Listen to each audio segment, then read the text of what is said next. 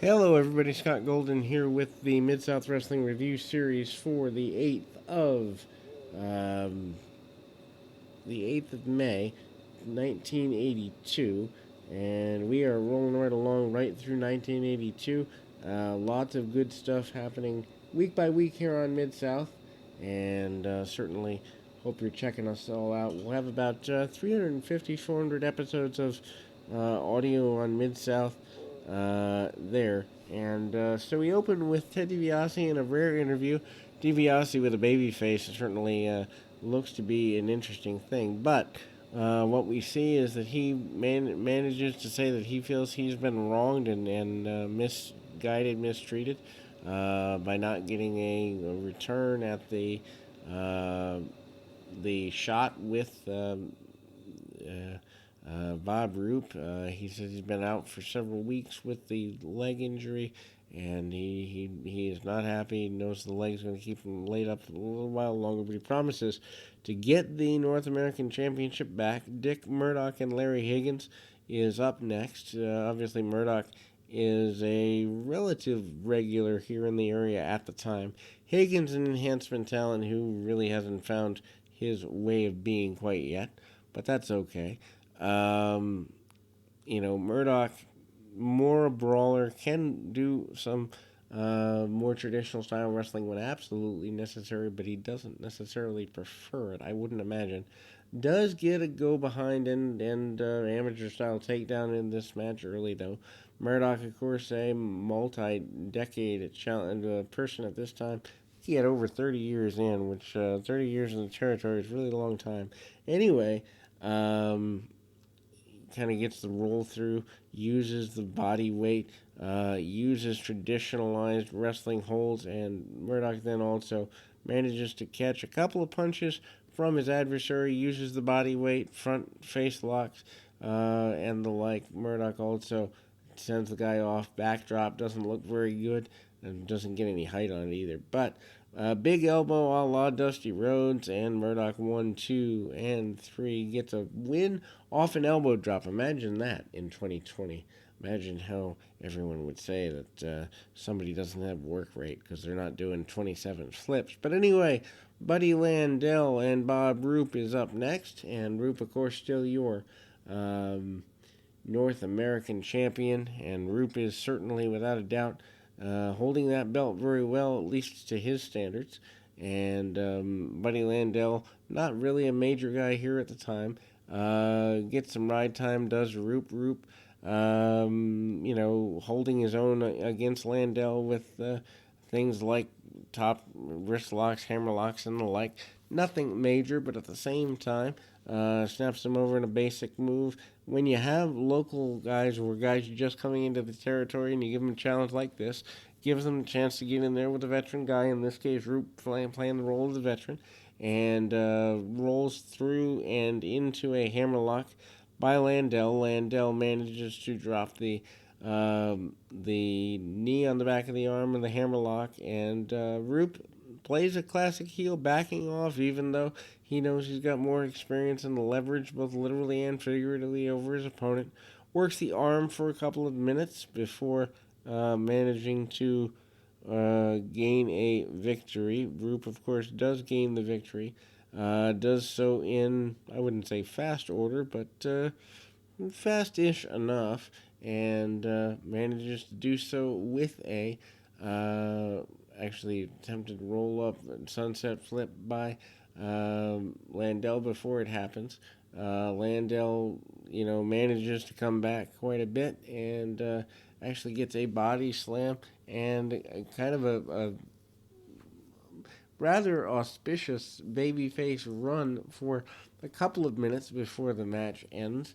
And Roop, though, manages to use his advantage, gets the I guess you'd say clothesline with the rope, top rope catching his opponent in the throat. That's what changes the momentum, and the Irish whip, the big high knee by Roop, and he manages to pull his opponent in the middle. 1, 2, 3. A high knee gets a victory here for the North American champion in quick order, and that leads to Our next match, Mr. Olympia, who is known for the sleeper hold, and I believe he uses it here, against Kelly Wayne. Not a guy I know a lot about. Got a good look on him, yellow trunks and the like. But Mr. Olympia, I believe, still your Mississippi champion. And Wayne actually hangs with um, Olympia during the early stages of the match in a more collegiate style presentation. Wayne actually makes his way to the ropes after that and manages to get caught with a couple of arm drags. Wayne backing off as well you should with a champion big back body drop, and unlike in the previous match, there is some height to that back body drop. Go back into the ring after a bit of a break. Wayne goes outside to break the momentum and actually takes a few shots and short knees on his adversary here. Um, Manages to catch him a couple of bits, and then we go to, uh, Olympia gets the victory with the sleeper hold, and that's all that's needed. Uh, then we go to Ladd and Sharp as tag team partners, which, again, they've done that once before. Ernie Ladd and Mike Sharp, one man gang and the assassin. Um, Basically, that is, they seem to be moving the gang towards being I don't know that I'd say a full time player, but a pretty big player in the area, to say the very least. Ladd comes in, and actually all four guys in start the match pretty early with brawls. Meanwhile, the gang goes to the outside gang, not having a whole bunch of experience at this point. Has enough. Needless to say, though, that the baby faces get the early advantage. Back to brawls in the middle of the ring. The brawls do not favor the heels. Ladd manages to basically pair off with the one man gang, and he is certainly a major force. Anyway, we see a tag off, and Ladd comes back in, hits a big boot on the assassin. Again, the assassin, a guy who betrayed Ernie Ladd a couple of weeks ago. Ladd had paid him money to be his partner, and Akbar paid him more, so kind of an interesting way to, I don't know that they're finishing the feud, but at least give a little bit of a payoff to the feud here on television, which is always a good thing to do when you've started something on television, giving a finish to it, giving a payoff. Really good idea. WWE doesn't quite know how to do that, but anyhow, at least not in 2020 they don't. And so hard shots and such by the assassin from the outside or from to the midsection. Again, the match stays a majority brawl for the first or for the next several minutes. All four guys in and out of the ring intermittently. One man gang finally gets cut off, and Sharp manages to use the kind of an arm breaker over the ropes to try and gain an advantage for his team. Doesn't go exactly the way he plans, but goes well enough that he does have an advantage for a little while. Assassin bumps around for Mike Sharp, and Sharp actually hits a drop kick. That's weird, but it's also weird to see the Assassin bumping around for Mike Sharp, who most people know as an enhancement guy. He would become that a few years later, but short knee from the outside by the one-man gang, and continuation. Ladd comes in, tries to finish off the gang. Ladd obviously wants to get somewhat, I don't know that even is the right word, but anyway, Ladd continues to want some measure of revenge there, and Akbar nervous on the outside. Meanwhile, the run in by, let's see here, run in on the gang, uh, and things are unfinished. I think it's actually Dr. Death Steve Williams does the run in there. I know he debuts within the next couple of weeks, and things seem unfinished here. So, needless to say, business about to pick up in Mid-South. But anyway, really no finish there because of the run in and the chaos and all of that. But we move on to Bob Roop addressing Ted DiBiase. Roop basically says DiBiase doesn't deserve virtually anything. DiBiase is a whiner, complainer, and needs to get over what has already happened here. Um, he is pretty adamant, being Roop, being adamant about that. DiBiase basically is someone he doesn't want to deal with, and that is that. Bob Sweetan back here, again, this time against the Junkyard Dog, here to put the dog over for the most part, as that is what everyone's doing at this stage of the game here in Mid-South in 1982. And matches, nothing to go out of your way to see. Although I wouldn't necessarily say it's bad, it's just very basic. And the Junkyard Dog, manages to juke jive and dance his way to the ring. Dog brings his chain and other things. Power moves early. Dog comes out with the power advantage after first few minutes. Dog obviously doesn't do long matches at this point. Gets a hip toss takeover among other things. Big body slam and goes for a quick cover, but Sweet Hand rolls to the outside. Match breaks down for the next little bit as the dog kind of holds his position. Sweet Hand tries to cut him off, hits him with a few cheap shots along the way. Punches, kicks, gets some ride time actually on the dog, which is kind of weird because you see the dog look a little bit weak for a couple of minutes in the match. Referee, whoever he is, I don't know the name of this referee, but he is super athletic, jumping over the dog in the process. Cheap shot by Sweetan for the first little bit, and a big power slam actually off the top rope by the dog. 1, 2, and 3 gets him the victory here this week on Mid-South Television. And again, we go into the next matchup, which is Ron Cheatham and Rich Ferrara.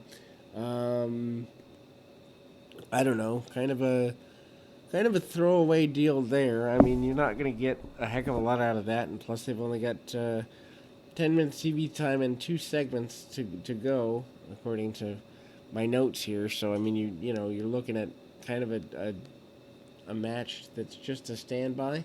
I think they were, in theory, expecting some of the other matches to go longer. Or Watts does this really well. He'll put standby matches on to make wrestling look more legitimate, which is a good thing. Ferrara takes the majority of the early stuff. Cheatham comes back with some headlocks, front face lock holds and such. Almost a guillotine style choke by Cheatham, and both guys grappling for position on the ground. Much more of a traditionalized wrestling scenario there. Ferrara has his opponent in the ropes, and the referee forces a break there. Head and scissors takeover by Ferrara, and he's pretty dominant. Cheatham trying to come out the back door in a hurry, doesn't quite get what he wants on that in terms of quickness. Cheatham manages to use a little bit of a height and power advantage. Ferrara comes back with some brawling shots quickly. Cheatham cuts off, uses a body slam among other things, and a roll up by Ferrara. 1, 2, and 3 gets him the victory. We then move to an interview segment, which are rare on Mid-South, which is why I love them, because an interview means something. DiBiase addresses the one-man gang and the assassin. Basically says that both of them are paid off goofs for the Akbar regime, and that he will get even with them.